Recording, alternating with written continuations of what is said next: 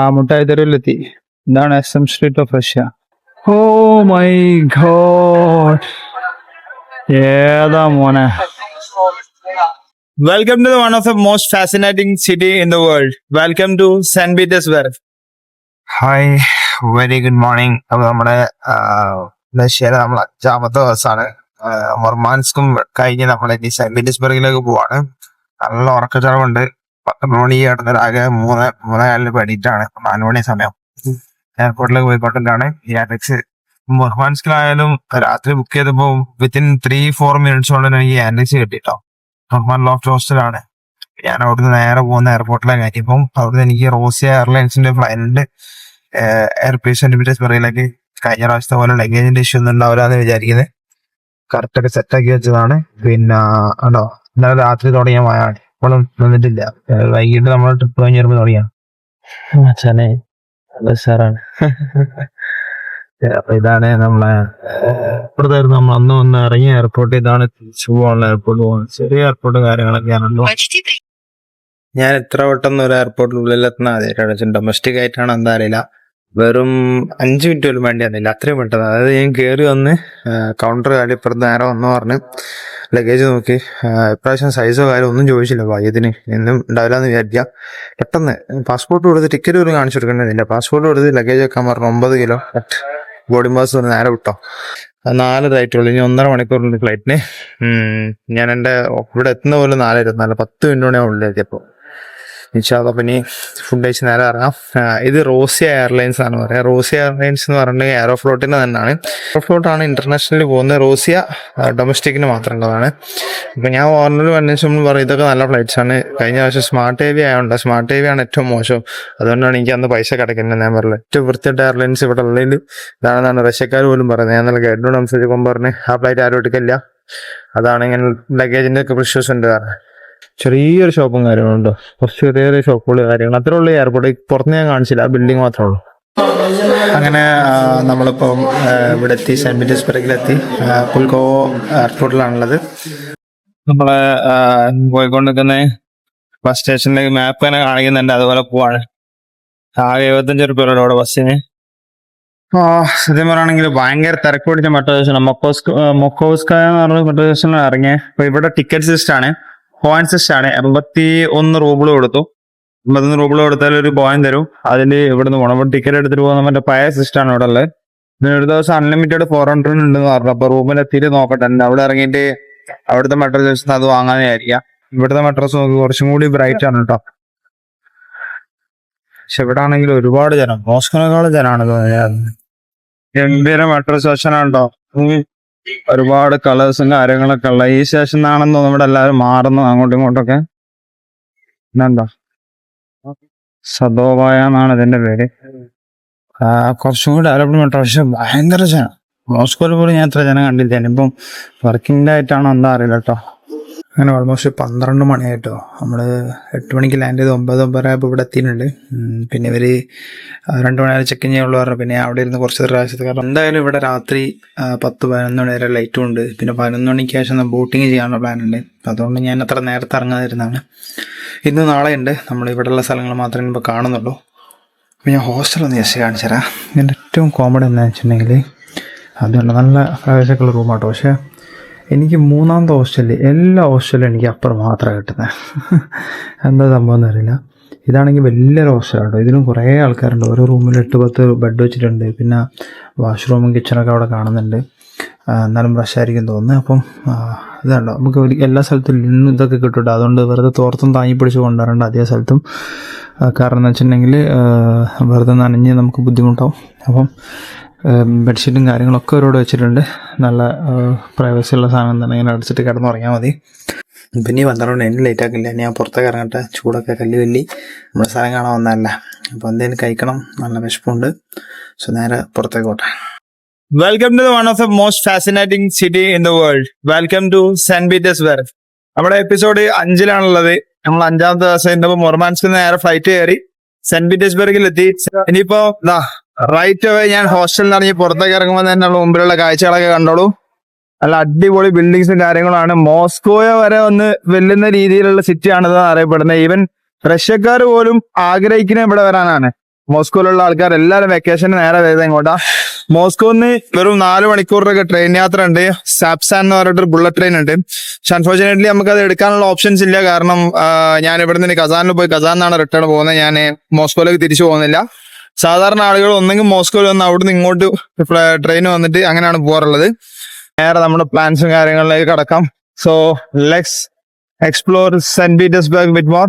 പിന്നെ ആകെയുള്ള പ്രശ്നം ഇതുവരെ പോയ സ്ഥലത്ത് ഇവിടെ കുറച്ച് ചൂട് ഫീൽ ചെയ്യുന്നുണ്ട് എനിക്ക്. അതുകൊണ്ട് മാത്രമേ പ്രശ്നമുള്ളൂ. സെന്റ് പീറ്റേഴ്സ്ബർഗ് റഷ്യയിൽ നിങ്ങൾ പോകുമ്പോൾ ഒരിക്കലും മിസ്സാക്കാൻ പാടില്ലാത്ത ഒരു നഗരം. 17ാം നൂറ്റാണ്ടിൽ Peter the great Soviet union കാലഘട്ടത്തിൽ നിർമ്മിച്ചതാണ് ഇത്. ഒരിക്കൽ റഷ്യയുടെ തലസ്ഥാനം എന്നറിയപ്പെട്ടിരുന്നതും സെന്റ് പീറ്റേഴ്സ്ബർഗ് ആയിരുന്നു. പിന്നീട് വീണ്ടും അത് മോസ്കോയിലേക്ക് മാറ്റുകയായിരുന്നു. കനാലുകളും മനോഹരമായിട്ടുള്ള പാലങ്ങളും ഒക്കെയുള്ള സെന്റ് പീറ്റേഴ്സ്ബർഗിന്റെ കാഴ്ചകളിലേക്കാണ് നമ്മൾ പോകുന്നത്. ഒരുപാട് മ്യൂസിയംസും പാലസും അതുപോലെ തന്നെ നല്ല അടിപൊളി സ്ട്രീറ്റ്സും നൈറ്റ് ലൈഫും ഒക്കെ ഉള്ള സ്ഥലമാണ്. യൂറോപ്യൻ ശൈലിയിലുള്ള ആർക്കിടെക്ചർ കൊണ്ടും സെന്റ് പീറ്റേഴ്സ്ബർഗ് ഒരുപാട് നമ്മളെ അത്ഭുതപ്പെടുത്തുന്നതാണ്. സെന്റ് പീറ്റേഴ്സ്ബർഗിന്റെ കാഴ്ചകളിലേക്ക് കിടക്കാം. അതാണ് ഞാൻ പറഞ്ഞ സവോദയ മാർക്കറ്റ് കേട്ടോ. ഈ സവോദയ മാർക്കറ്റ് എൻ്റെ റൂമിന്റെ അടുത്ത് തന്നെയാണ്. ഇത് കണ്ടങ്ങൾ ഇവിടെ ഇരിക്കുന്ന ആൾക്കാരൊന്നും എനിക്ക് തോന്നുന്നില്ല, ഒക്കെ റഷ്യക്കാരെ അല്ല. ഇവരൊക്കെ ഈ പുറത്തുള്ള നമ്മുടെ അസർബൈജാൻ, ഉസ്ബെക്കിസ്ഥാൻ പോലൊക്കെയുള്ള അങ്ങനത്തെ മറ്റു കൺട്രീസിലുള്ള ആൾക്കാരില്ല. അവിടുന്ന് ഞാൻ ഇവിടുന്ന് ഒരു പാകിസ്ഥാനൊക്കെ കണ്ടിട്ടുണ്ടായിരുന്നു കേട്ടോ. അങ്ങനെ ഉള്ള ആൾക്കാരാണ് ഈ ഷോപ്പിലും ഇവിടെ മുഴുവൻ മാർക്കറ്റിൽ കച്ചവടം ചെയ്യുന്നത്. ചെറിയ ചെറിയ സാധനങ്ങളും ഡ്രസ്സുകളും കാര്യങ്ങളൊക്കെ ആയിട്ട്. സ്ട്രീറ്റിന്റെ നെയിമാണ് നല്ല രസമായത്, മണി ഹണി. ഇതിനുള്ളിൽ കയറിയ ഫുള്ള് മറ്റേ മാർക്കറ്റാണ് ഞാൻ ഇപ്പൊ കാണിച്ചത്. പുറത്തേക്ക് ഇറങ്ങി കഴിഞ്ഞാൽ ഫുള്ള് വീണ്ടും ഇവരുടെ ബിൽഡിങ്സും കാര്യങ്ങളും അതൊക്കെ തന്നെ. അങ്ങനെ ഞാനൊരു ബേക്കറി കണ്ട് കയറി അവിടുന്ന് ഫുഡൊക്കെ അയച്ചിട്ടോ. ഫുഡും കൂടി ഒന്ന് കാണിച്ചു തരാണ് ഇൻ കേസ് വരുന്നവർക്കൊന്ന് ഒരു ഐഡിയ കിട്ടിക്കൊണ്ട് അയച്ചിട്ട്. ഇവിടെ ബേക്കറി നമുക്ക് 150 വലിയ റേറ്റ് ആയിട്ട് തോന്നുന്നില്ല. പക്ഷെ ഏകദേശം എല്ലാം 6 ദിറംസ് 7 ദിറംസാണ് വരുന്നത് കേട്ടോ.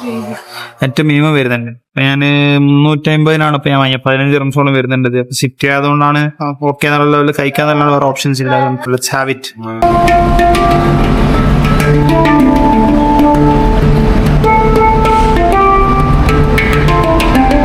ഓ മൈ ഗോഡ്, കസാൻ കത്തീഡ്രലിന്റെ ഫ്രണ്ട് സൈഡ് നോക്കുകയാണ്. ഏതല്ല പോലെ സാധനം ലൈറ്റ് ഒക്കെ വരുന്നുണ്ടോ രാത്രിയാകുമ്പോൾ. കസാൻ കത്തീഡ്രൽ സെന്റ് പീറ്റേഴ്സ്ബർഗിലെ ഏറ്റവും പ്രധാനപ്പെട്ടതും ചരിത്ര പ്രാധാന്യമുള്ള ഒരു സാധനമാണ് ഈ ഒരു കത്തീഡ്രൽ എന്ന് പറയുന്നത്. ഇത് നെവസ്കി പ്രോസ്പെക്ടിന് തൊട്ടടുത്ത് തന്നെ ഉണ്ട്. ഏറ്റവും കൂടുതൽ ആളുകൾ വിസിറ്റ് ചെയ്യുന്ന സ്ഥലമാണ്. ഇതിന്റെ ഒരു ഫ്രണ്ട് നിന്നുള്ള ഈ വ്യൂ തന്നെയാണ് ഇതിന്റെ ഏറ്റവും പ്രത്യേകത. ഇത് റോമിലുള്ള സെന്റ് പീറ്റേഴ്സ് ബസിലിക്ക എന്ന് പറഞ്ഞ ഒരു ദേവാലയത്തിന്റെ അതേ ഒരു ആർക്കിടെക്ട് ഫോളോ ചെയ്തിട്ടാണ് ഉണ്ടാക്കിയെന്നാണ് പറയുന്നത്.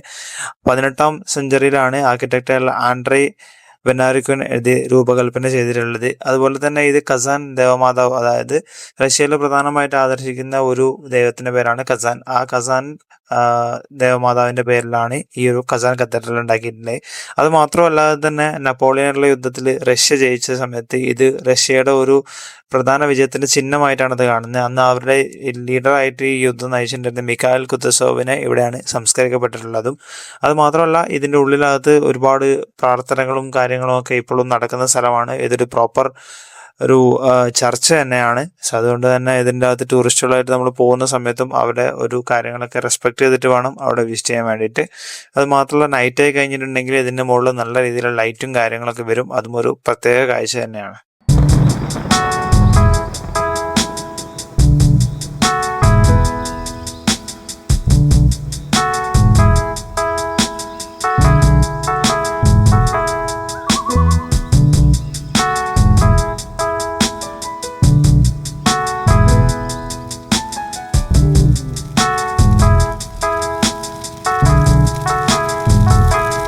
ആണ് church of the Xavier on blood എന്നാണ് അറിയുന്നത്. ഒരു പണ്ടത്തെ ഒരു ചക്രവർത്തി ഉണ്ട്, അലക്സാണ്ടർ ദ സെക്കൻഡ് അങ്ങനെ എന്താ പറഞ്ഞിട്ട്. പുള്ളി ഇവിടെ നിന്നാണ് അസാസിനേഷൻ ചെയ്തതെന്നാണ് പറയുന്നത്. നമ്മളോട് മേലേക്ക് ബോംബ് എറിയാനായിരുന്നു. അപ്പൊ അതുകൊണ്ടാണ് ആ രക്തം വീണതിൻ്റെതായിട്ടാണ് സേവിയർ ഓൺ ബ്ലഡ് എന്ന് പറയുന്നത്. അവളായിട്ട് ഏകദേശം സമയം. പക്ഷെ ആ അമ്മച്ചിക്ക് ഒരു 10 വയസ്സ് കുറഞ്ഞ അങ്ങനെ ഉണ്ടോ അതുപോലെ ആള് വരച്ചു കൊടുത്തനെ. അടിപൊളി തന്നെ. പിന്നെ നോക്കുന്നത് അവിടെ അപ്പുറത്തെ ഒരു പാർക്ക് ഉണ്ട്. ഇവിടെ ഫുള്ള് ചിത്രകലാകാരന്മാരാട്ടെ, ആർട്ടിസ്റ്റ്സ് ഓൺ ദ റോഡ്.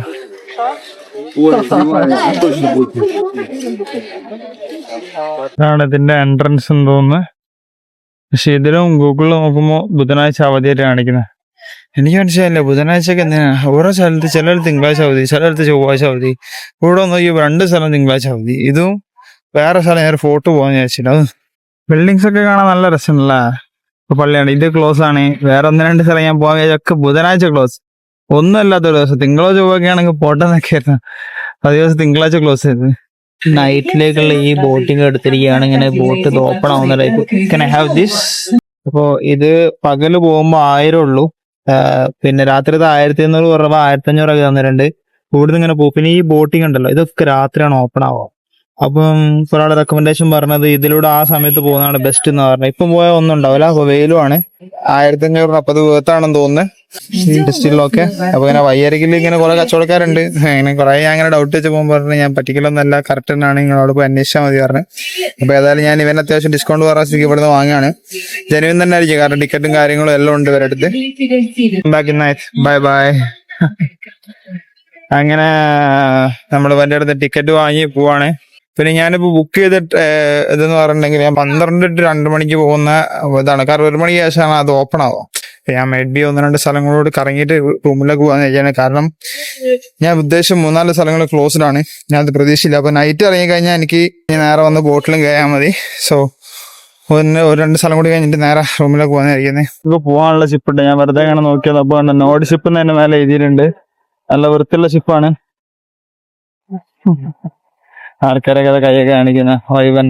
ഇവിടെ മറ്റേ വെനീസ് എന്നൊക്കെ പറയില്ല ചെല്ലില്ലേ, അതുപോലത്തെ ബ്യൂട്ടിഫുൾ സ്ഥലങ്ങൾ. ഇതൊക്കെ നോക്കിയേ, എങ്ങോട്ട് തിരിഞ്ഞാലും മ്യൂസിയംസ് കാര്യങ്ങള് തന്നെയാണ് കേട്ടോ ഉള്ളത്.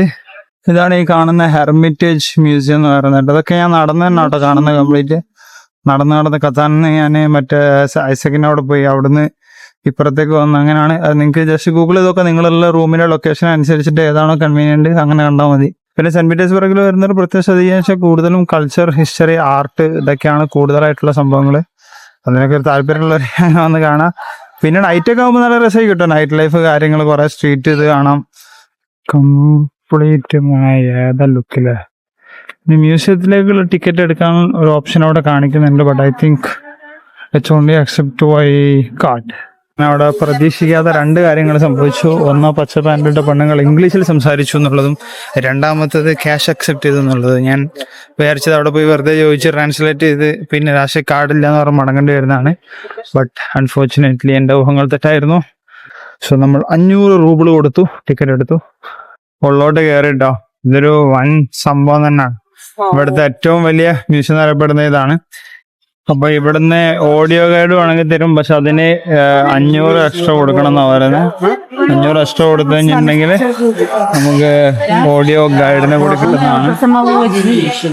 ചെറുപ്പത്തിരി കൂടുതലുള്ള ഗൈഡ് എടുത്ത് ടൂർ വരുന്ന ടീമാണ് ഇവിടെ കൂടുതലുണ്ടാവുക. ഓരോന്നിട്ട് എക്സ്പ്ലെയിനും കാര്യങ്ങളൊക്കെ ചെയ്തു തരും. പക്ഷെ ഇങ്ങനത്തെ സ്ഥലത്ത് ഞാൻ ഗ്രൂപ്പ് ടൂറിസ്റ്റ് എടുക്കാറില്ല. Audio guide is cheaper actually. 500 എന്ന് പറയുമ്പോൾ അത്ര വലിയൊരു എമൗണ്ട് അല്ല ശരിക്കും. ബട്ട് നമ്മൾ അത്രത്തോളം ഇൻട്രസ്റ്റഡ് അല്ല. ഞാൻ ജസ്റ്റ് കയറി ഫോട്ടോസും കാര്യങ്ങളൊക്കെ എടുക്കാനുള്ള ഉദ്ദേശമുള്ളൂ.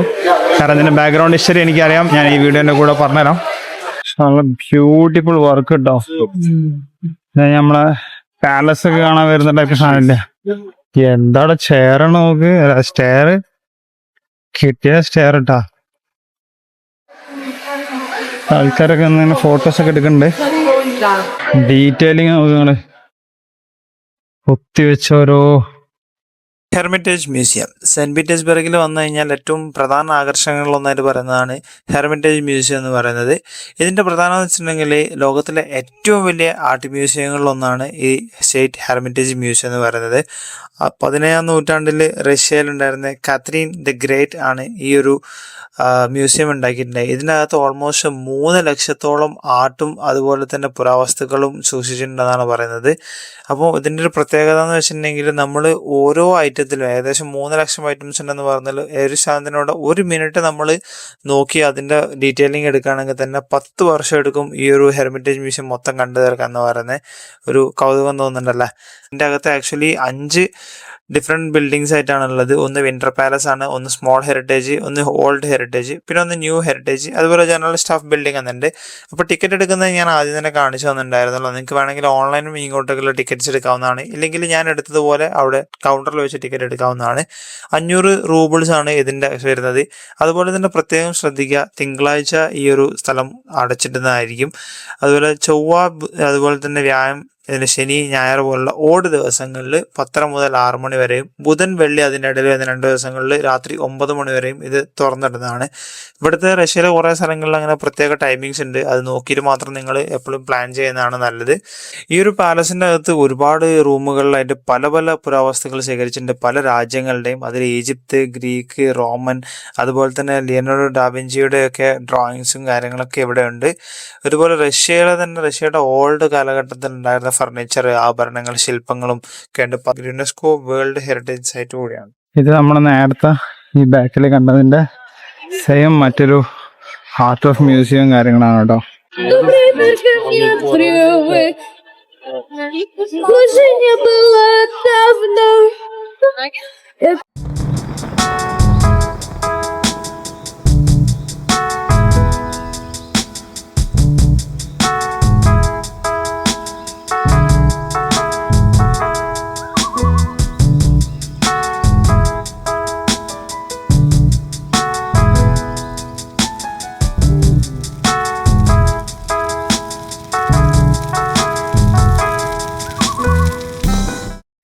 അങ്ങനെ ഫൈനലി ഞാൻ ഏതോ ഒരു ഷോപ്പ് കണ്ടിട്ട് അങ്ങോട്ട് കയറിയതാണ്. വലിയ റേറ്റ് ഇല്ലാത്ത സ്ഥലം കണ്ടപ്പോ ജസ്റ്റ് ഐറ്റംസ് കാണിച്ചുതരാം. പുലാവ് ആണ്. പുലാവ് റൈസ് എനിക്ക് കുഴപ്പമില്ല. ഞാൻ ചിക്കൻ കാണിച്ചു തന്നപ്പോൾ ചിക്കനും എടുത്ത്. ഞാൻ വെറുതെ ചോദിച്ചു ഡംപ്ലിങ്സ് ഉണ്ടോ ചോദിച്ചപ്പോൾ ഡംപ്ലിങ്സ് തന്നെ. ബോർസ് ഞാൻ ഉണ്ടോന്ന് ചോദിച്ചു, അപ്പൊ അതും എടുത്ത്. എല്ലാം 200 ആ റേഞ്ചിലുള്ളൂ. വലിയ റേറ്റ് പറയാനില്ല. പിന്നെ ഈ ജ്യൂസും അടക്കം 880 കുറച്ച് കൂടി. ഇപ്പൊ എനിക്ക് തോന്നുന്നു ബോർഷും എല്ലാം കൂടി ഒന്നിച്ച് വേണ്ടത് പിന്നെ മതിയായിരുന്നു. പക്ഷെ ഏതായാലും ഓർഡർ ചെയ്ത് നല്ല ടയേർഡാണ്. എന്തോ ടേസ്റ്റ് അറിയാൻ അങ്ങനെ ഉണ്ടാവുന്നത്.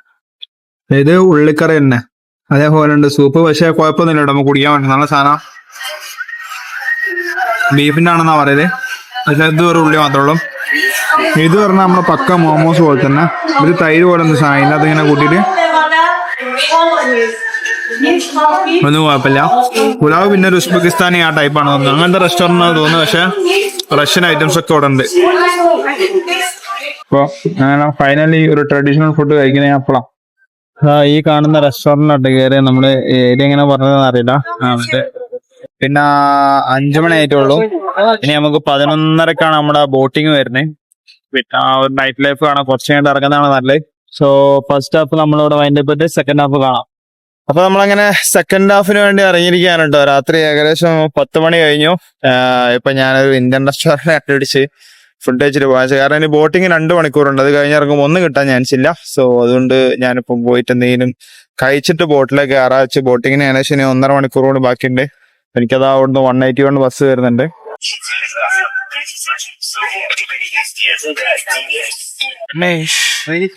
ഗണേശില് കയറി നോക്കട്ടെ. ചിക്കൻ ബിരിയാണിക്ക് 750 രൂപ. ഇവിടെ വിട്ടാല ഇന്ത്യൻ ഫുഡിന് റേറ്റ് കൂടുന്നുണ്ട്. അപ്പൊ നമ്മള് സ്വന്തം പൊറോട്ടക്ക് 200, ദോശക്ക് 500. ഏകദേശം ഇന്ത്യൻ റേറ്റ് തന്നെ സെയിം ആണ്. ഞാനിപ്പോ ബിരിയാണി പറഞ്ഞ 750. പിന്നെ ഇത് അങ്ങനെ പ്രീമിയം ഏരിയയിലാണ് സാധനം ഉള്ളത് കേട്ടോ. മറ്റേ ബിരിയാണി വരെ നോർത്ത് ഇന്ത്യൻ ടൈപ്പിലൊരു ബിരിയാണി ഇല്ലേ, സംഭവം ഉള്ള അതിനൊരു ടേസ്റ്റ് ഉണ്ട്. നമ്മൾ നല്ല ബിരിയാണി ഒക്കെ കഴിച്ചിട്ട് നേരെ ഇറങ്ങി പോവാണ് കേട്ടോ. ടാക്സി യാൻഡെക്സ് ബുക്ക് ചെയ്തിട്ട് നേരെ നമ്മുടെ ബോട്ടിങ്ങിന് വേണ്ടിയിട്ട്. നമുക്ക് പോവാനുള്ള ബോട്ട് nordship.ru. സിറ്റിന്റെ ലൈറ്റിങ് ഭയങ്കര ഇഷ്ടപ്പെട്ടു. ഒരു യെല്ലോ ഷെയ്റ്റുണ്ടോ. നമുക്കൊരു ടിക്കറ്റിങ് ഞാൻ രാവിലെ കാണിച്ചിരുന്നില്ലേ, ഞാൻ ഒരു 1500 കൊടുത്തൊരു ചെക്കനോട് വാങ്ങിച്ച. എന്റെ കുറെ ഡൗട്ടിനിട്ട് ഒന്നിനുള്ള ആശനോട് പറഞ്ഞു സ്കാം ഒന്നല്ല, പേടിക്കണ്ട, ഷിപ്പിന്റെ പേരൊക്കെ പറഞ്ഞത്. അങ്ങനെ എനിക്ക് ലൊക്കേഷൻ മനസ്സിലാവുന്നില്ല. അത് ഇവിടുത്തെ ഏരിയാസ് അല്ല. അപ്പൊ ഞാൻ വെറുതെ രാത്രി ഇപ്പൊ വാട്സപ്പ് നമ്പർ വാങ്ങിച്ചു വായി. അപ്പൊ എനിക്ക് മെസ്സേജ് അയച്ചിടാം അങ്ങനെ എവിടെ ലൊക്കേഷൻ ചോദിച്ചു. അപ്പൊ തന്നെ ഓൻ അയച്ചത് നേരെ ഇവിടെ വന്നിറങ്ങി കറക്റ്റ് ഇതാ 11:30 ഒരു ഫോട്ടോ ഓപ്പൺ ആക്കിയിട്ടുള്ളൂ. നൈറ്റ് ആണ് ചെയ്യേണ്ടതെന്ന് പറഞ്ഞു. പകലും പോട്ടോ പിടിച്ച് ഓപ്പൺ ആണ്. എത്രത്തോളം രസമുണ്ടോ നോക്കട്ടെ, എന്നിട്ട് ഞാൻ പറഞ്ഞുതരാം. അനവധി ആളുകൾ പ്രണയാർത്ഥമായി രാത്രികളിൽ ഇങ്ങനെ ബോട്ടിൽ കൂടെ പോയിക്കൊണ്ടിരിക്കാം. നിങ്ങളൊക്കെ വന്നു കഴിഞ്ഞാൽ എനിക്ക് വിലവേശൽ എനിക്ക് തോന്നുന്നു അങ്ങനത്തെ ബോട്ടിന് 5000-6000 എങ്ങനെയാണ് വാങ്ങുന്നത്. പക്ഷെ നിങ്ങളൊരു ഹണിമൂണോ അങ്ങനെ ട്രിപ്പൊക്കെ ആയിട്ടൊക്കെ വരാണെങ്കിൽ ഇതൊന്നും ഒരിക്കലും നഷ്ടമാക്കരുത്. വേർത്താണ്. 5000 കൊടുത്താലും ശരി, 6000 കൊടുത്താലും ശരി, ആ ബോട്ടിൽ ഈ ഒരു ഇളം കാറ്റിൽ അങ്ങനെ ആസ്വദിച്ച് നിങ്ങൾ മാത്രം ഒരു ബോട്ടിൽ അങ്ങനെ പോവാ. ഭയങ്കര രസമാണ് കേട്ടോ. അപ്പൊ അങ്ങനത്തെ കാര്യത്തിലൊന്നും ഒരിക്കലും ഞാനൊരു സോളോ ട്രാവലർ ആണ്. തന്നെ എന്നെ സംബന്ധിച്ച് എനിക്ക് അങ്ങനത്തെ കാര്യങ്ങൾ പോയിട്ട് നല്ല ബജറ്റ് കാര്യങ്ങൾ നോക്കണം. അതുകൊണ്ടാണ് ഞാൻ ഗ്രൂപ്പുള്ള കാര്യങ്ങൾ അധികം ചൂസ് ചെയ്യുന്നത്. പക്ഷെ നമ്മളൊക്കെ വൺസ് ഇൻ ഒരു കൺട്രിയിൽ വൺ ടൈം ഒക്കെ വരുള്ളൂ. അപ്പൊ നമ്മൾ എൻജോയ് ചെയ്യേണ്ട, എക്സ്പീരിയൻസ് ചെയ്യേണ്ട മാക്സിമം എക്സ്പീരിയൻസ് ചെയ്യണം. അപ്പൊ ആ സമയത്ത് നമ്മൾ ഉറക്കമോ ഫുഡോ കാര്യമൊന്നും ചിന്തിക്കേണ്ട ആവശ്യമില്ല. So let's explore and enjoy. ഇതൊക്കെ ഒരു അനുഭവങ്ങളാണ് പിന്നീട് ഓർത്തിരിക്കാനുള്ളത്. നമ്മള് ബോട്ടൊക്കെ ഏകദേശം ഫുള്ളായി. നമ്മള് സ്റ്റാർട്ട് ചെയ്യാണ്. കറക്റ്റ് 12 മണിയാകുമ്പോ സ്റ്റാർട്ട് ചെയ്തട്ടോ. എവിടാ നോക്ക്.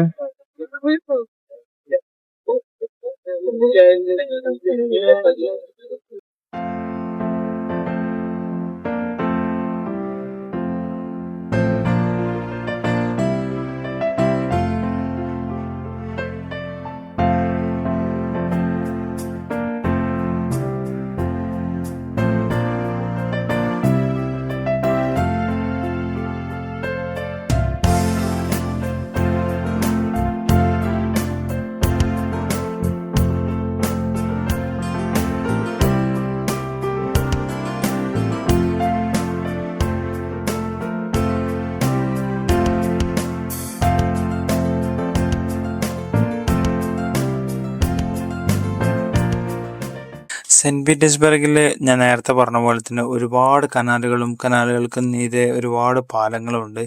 നൈറ്റ് ആകുമ്പോൾ ഇവിടെയുള്ള ഈ ലൈറ്റിങ് തന്നെ ഭയങ്കര ഒരു വ്യത്യസ്തമായിട്ടുള്ള അനുഭവമാണ്. ഈ കനാലുകളിലുള്ള ബോട്ടിംഗ് ആണ് സെന്റ് പീറ്റേഴ്സ്ബർഗിലെ ഏറ്റവും one of the best activity എന്ന് പറയുന്നത്. അതുപോലെ ഒരുപാട് വ്യത്യസ്ത നദികളുണ്ടെങ്കിലും നെവ നദിയാണ് ഇവിടുത്തെ ഏറ്റവും പ്രധാനമായിട്ടുള്ള. നെവ റിവറിലോട്ട് പോകുമ്പോഴാണ് നമുക്കൊരു ബ്രിഡ്ജ് ഓപ്പണിങ്ങും കാര്യങ്ങളൊക്കെ കാണാൻ പറ്റുന്നത്. അതുപോലെ തന്നെ സമ്മർ ടൈമിൽ ഇവിടെ ഒരു വൈറ്റ് നൈറ്റ്സ് എന്ന് പറഞ്ഞ ദിവസങ്ങളുണ്ടാവും. ആ ദിവസങ്ങളിലുള്ള യാത്രക്ക് ഭയങ്കര ഡിമാൻഡാണ് സത്യം പറഞ്ഞാൽ. അപ്പോൾ നമ്മൾ പോകുന്നത്, ഞങ്ങളൊക്കെ ഈ ഗൈഡ് എടുത്തിട്ട് പോകുന്നത് ഗ്രൂപ്പായിട്ടുള്ള ഈ ടൂറിലാണ്. അതുകൊണ്ടാണ് നമുക്ക് ഇത്രയും 1500 രൂപകളൊക്കെ കിട്ടിയത്. പ്രൈവറ്റ് ബോട്ടൊക്കെ ആണെങ്കിൽ 6000 7000 ഒക്കെയാണ് കിട്ടുക. പക്ഷെ നിങ്ങളൊരു കപ്പിളും കാര്യങ്ങളും നിങ്ങൾ ഫാമിലിയൊക്കെ ആയിട്ട് വരികയാണെങ്കിൽ അതൊരു നല്ല ഓപ്ഷനാണ്. ഭയങ്കര രസമുള്ളൊരു അനുഭവം തന്നെയായിരുന്നു ഇത്. അതുപോലെ നമ്മൾ നേരത്തെ കണ്ട ഹെർമിറ്റേജ് മ്യൂസിയം, കസാൻ ഖത്തറിലെ പോലെയുള്ളതൊക്കെ ലൈറ്റ് ഇട്ട് കാണാൻ വേണ്ടിയിട്ട് ഭയങ്കര ഭംഗിയാണ്. എല്ലാം ഒരു യെല്ലോ ലൈറ്റിലാണ് നമുക്ക് കാണാൻ പറ്റുക.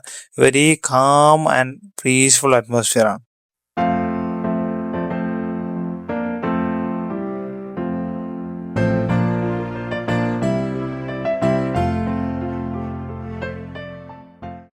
വേറെ കാര്യം ശ്രദ്ധിച്ചോ, ഈ സ്ട്രീറ്റ് മുഴുവൻ ആൾക്കാർ ഇങ്ങനെ നിൽക്കുന്നുണ്ട്. അവിടെ കുറെ ആൾക്കാർ നിൽക്കുന്നുണ്ട്.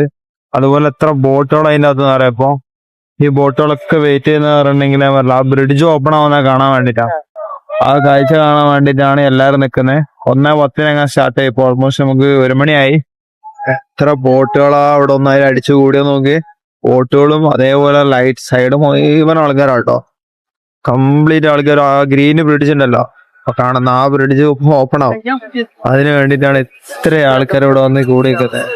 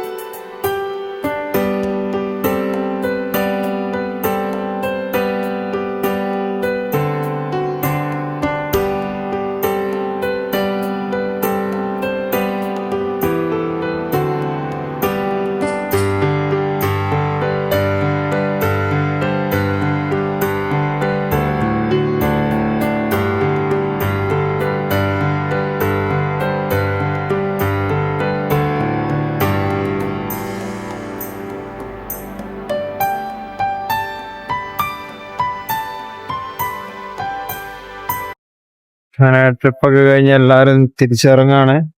ഇത് നമ്മുടെ ബോട്ടിന്റെ ഉൾവശം ജസ്റ്റ് ഒന്ന് കാണിച്ചു തരാം. എന്താ റെസ്റ്റോറന്റ് സെറ്റപ്പ് ആണ് കേട്ടോ. അതിനുള്ളിലാണ് കപ്പിൾസ് തന്നെ ഇരിക്കുന്നത്. പിന്നെ അതിൻ്റെ അകത്ത് റെഡ് ക്ലോത്ത് ഒക്കെ ഉണ്ടായിരുന്നു നമുക്ക് കമ്പിളി പോലെ പുതയ്ക്കാൻ വേണ്ടിയിട്ട്. അങ്ങനെ ഷിപ്പിന്റെ ഉൾവശം കാണിച്ചു കഴിഞ്ഞു. മാഷാ അല്ലാ, നല്ല അടിപൊളി ട്രിപ്പായിരുന്നു കേട്ടോ. ബേർത്താണ്. എനിക്ക് നൈറ്റ് ഭയങ്കരമായിട്ട് ഇഷ്ടപ്പെട്ടു. എന്ന് വെച്ചിട്ടുണ്ടെങ്കിൽ നല്ല തണുത്ത കാറ്റ്. ആ പകല് ശരിക്കൊരു ചൂടടിച്ചിട്ട് ഞാൻ സൈഡായി പോയിട്ടുണ്ടായിരുന്നു. ഒന്ന് ഉറങ്ങണീറ്റൊക്കെ ഒന്ന് നല്ലൊരു ബിരിയാണി കഴിച്ചിട്ട് കയറി. പിന്നെ അങ്ങോട്ട് അടിപൊളിയായിരുന്നു. കാരണം എന്ന് വെച്ചിട്ടുണ്ടെങ്കിൽ നല്ല തണുത്ത കാറ്റും നൈസായിട്ട്. പക്ഷെ ആ ഗേറ്റ് ഓപ്പണിംഗ് ഒക്കെ ശരിക്കും ഒന്നേ ഉള്ളൂ കേട്ടോ. ആ ഒറ്റ ബ്രിഡ്ജ് മാത്രം ഓപ്പൺ ആവുന്നുണ്ട്. ഞാൻ 3-4 വിചാരിച്ചിരുന്നു. പക്ഷെ 2 മണിക്കൂറൊന്നും പോയത് അറിഞ്ഞിട്ടില്ല. ആദ്യ റൗണ്ട് ഫുൾ അടിച്ചു വന്ന്, രണ്ടാമത് പിന്നെ ഇതിനു വേണ്ടി വെയിറ്റ് ചെയ്ത്, പിന്നെ സമയം അങ്ങനെ പോയി. അങ്ങനെ നല്ല മ്യൂസിക് ഒക്കെ ഇട്ട് അങ്ങനെ പോയി, ഒരു വൈബിൽ അങ്ങനെ പോരട്ടോ. പക്ഷെ ഏറ്റവും കൂടുതൽ പ്രൈവറ്റ് ബോട്ടാണ്. പ്രൈവറ്റ് യാച്ച് എടുത്ത് വരുന്ന ആൾക്കാരാണ് ഏറ്റവും കൂടുതലുള്ളത്. സോ അത് നിങ്ങൾ എന്തായാലും വന്നിട്ടുണ്ടെങ്കിൽ ട്രൈ ചെയ്യാം. അപ്പോൾ ഇതോടെ ഇന്നത്തെ ദിവസം നമ്മൾ അവസാനിപ്പിക്കുകയാണ്. നേരെ റൂമിലേക്ക് പോവാണ്. യാൻഡെക്സും കാര്യങ്ങളൊക്കെ കാണിക്കുന്നുണ്ട്. അല്ലെങ്കിൽ ഒരു 10-15 മിനിറ്റ് കാണുന്ന എൻ്റെ റൂമെത്തും. അപ്പോൾ അതുകൊണ്ട് ഞാൻ അതാ നേരെ റൂമിൽ പോകുന്നത്. നേരെ കിടന്നുറങ്ങുന്നത്. നല്ല ഏകദേശം 2 മണിയായിട്ട് സമയം. എനിക്ക് കിടന്നുറങ്ങി നാളെ രാവിലെ ബാക്കി സർക്കിട്ടായിട്ട് ഇറങ്ങിയാൽ മതി. സോ ഇന്നത്തെ എപ്പിസോഡ് ഇഷ്ടപ്പെട്ടെന്ന് വിചാരിക്കുന്നു. Bye bye.